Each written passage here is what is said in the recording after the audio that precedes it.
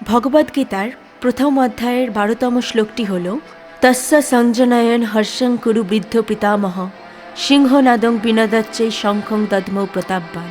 এর অর্থ হল, তখন কুরুবংশের বৃদ্ধ প্রপিতামহ প্রতাপশালী ভীষ্ম দুর্যোধনের মনে আনন্দ দেওয়ার জন্য সিংহের গর্জনের মতো উচ্চ স্বরে গর্জন করে তার শঙ্খ বাজালেন। এই শ্লোকটি যুদ্ধের ময়দানে এক বিশাল মানসিক পরিবর্তনের মুহূর্তকে তুলে ধরে। প্রথমত, দুর্যোধনের হর্ষ অর্থাৎ আনন্দ। দুর্যোধন পাণ্ডবদের সৈন্যবল দেখে এবং নিজের পক্ষের পরিস্থিতি নিয়ে শঙ্কিত ছিলেন।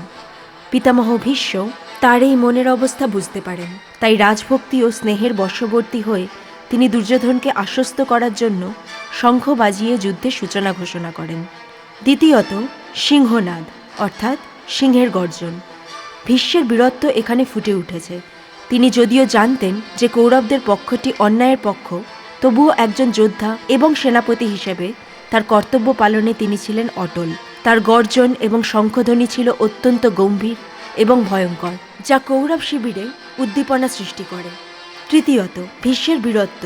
শ্লোকটিতে ভীষ্মকে প্রতাপবান এবং কুরুবৃদ্ধ বলা হয়েছে। তিনি ছিলেন কুরুবংশের সবচেয়ে অভিজ্ঞ এবং শক্তিশালী পুরুষ।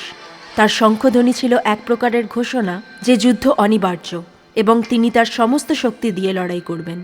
ভীষ্মের এই শঙ্খধ্বনি ছিল কৌরবদের জন্য সাময়িক আনন্দের কারণ, কিন্তু এটি ছিল বিনাশের সূচনা লগ্ন। অধর্মের পক্ষে যতই শক্তিশালী সেনাপতি থাকুক না কেন, শেষ পর্যন্ত তা পরাজয়ের দিকেই এগিয়ে যায়। ভীষ্মের এই গর্জন আসলে দুর্যোধনের মনের ভয়কে চাপা দেওয়ার একটি ব্যর্থ চেষ্টা মাত্র। তো বন্ধুরা, এর পরবর্তী শ্লোক ও তার ব্যাখ্যা জানার জন্য আমাদের চ্যানেলটিকে লাইক, শেয়ার অ্যান্ড সাবস্ক্রাইব করুন। রাধে রাধে।